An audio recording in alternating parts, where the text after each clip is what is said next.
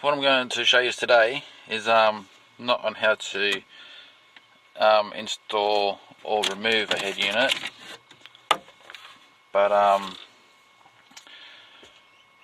how to align the head unit with this faceplate there. I'll call it a faceplate. Now, I was originally going to fix mine up with the vents and so forth, because you can see how they don't work properly. Common problem. I've fixed that up already on a different one, and I've got it already. But just a quick rundown to get the head unit out. If you couldn't be bothered looking for another clip, this floor here comes out like so, and then you've got screws there to make all this section here loose. Put down there and you can wiggle it out. Then you get access to 2 screws. Don't worry about that. Ice cream truck going by at the same time, good timing. This is the way I was going to do it in the first place, have the stereo coming forward like this and using the faceplate, and I painted the surroundings, and I painted it grey to match other parts of the car to see how it looks, and I'm not overly fussed on it, so I've fixed a different faceplate. Now, getting this out, I haven't got everything plugged in here, so I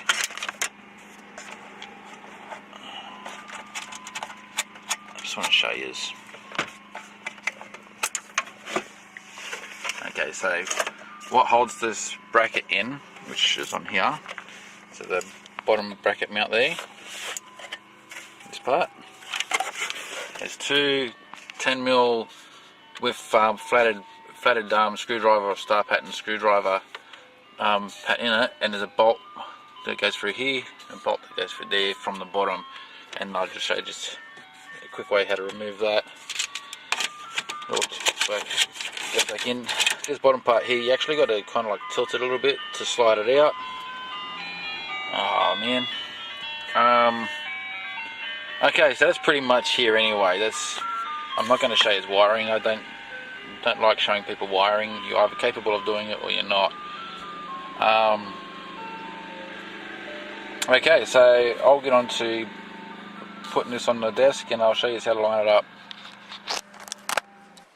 Okay, so I just wanted to show you, you want to do something like put the stereo on a bench or something, so you can line it up properly. Trying to do this in the car itself or in the van itself is you're just going to make too many mistakes. You need to line it up first. So for me to get the head unit on the way I was going to do it was take this off. I made the opening bigger for the head unit, for my old head unit to fit through. So to try and use that, because if I was to make this flush backwards with this, it would be too much of a gap around. So I tried to bring it forward and use this surrounding to still be able to use this casing, like this faceplate. I decided I'll go with using a different one. I've already repaired it, so we're going to line that up. But for me to bring the stereo forward with this one here, I had to drill holes back 5mm to line up to bring the stereo 5mm forward. So that being done, I'll get the other one and I'll take this all off and then show you the next part. Okay, you can see how I've marked this here. I've needed to mark on the head unit first using a square. If you don't know what a square is, something that looks like this. Just get a straight line across, which happen to be the hole there and hole there line up perfectly fine. You know, they're straight that way, and this screw hole here and that one there line up perfectly straight that way. So by marking the head unit first, going across there, then putting the bracket already mounted to the case, bringing it down, using those lines on the head unit to mark where I needed to go on that mount, and then using these two holes here,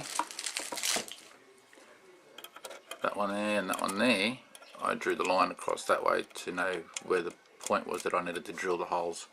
So now this side's done, I'm going to use those two holes as a guide on the other mount to know where to drill, and we'll get this together. Okay, so now I've got both mounts done.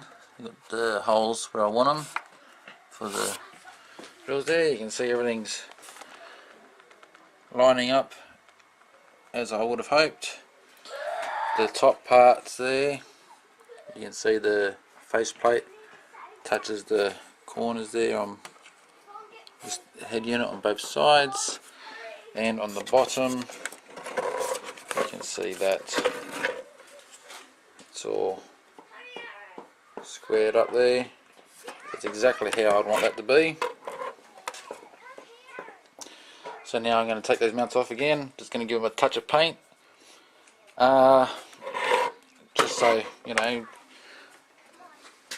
Well, highly unlikely that it's going to get rust there, but you know, I've seen stranger things happen. So I'm going to paint it just for that purpose of being rust preventive, and I can bolt it all back together, put it back in the van, and wire it all up. Well, it's already wired, but plug it all in. I think that's pretty much all I can explain about this. The correct way how to mount the stereo and not try and dodgy it up in the van itself. Take the face out and do it all on a bench. And she's all back together now. Stereo in how I like it. It's looks much better like that than the first way I had it, and everything's looking good. So I hope those ideas is useful to somebody, and they might take something from it and have their own idea. Sorry, last minute thing I didn't mention is the bottom screws that you screw in from underneath that I talked about before. I'm not putting them in. I want it simple as I can undo them 4 screws, or 2 screws, the side ones there, on either side, and I can take the whole unit out if I need to remove the face for the cluster. It's just too much effort to get those 2 bolts in and out, to get that head unit out, to get behind the cluster. So she sits in quite comfortable and snug. Granted, it's not real good on anti-theft, but it makes life a lot easier for me if I need to change a light in the cluster display or something. And for those who say they're getting rid of their van because it's done 250,000 kilometers or something like that, keep in mind mine runs perfectly fine at 518,000, and she's looking more and more prettier every day. Respective van. Alright, thanks guys, see ya.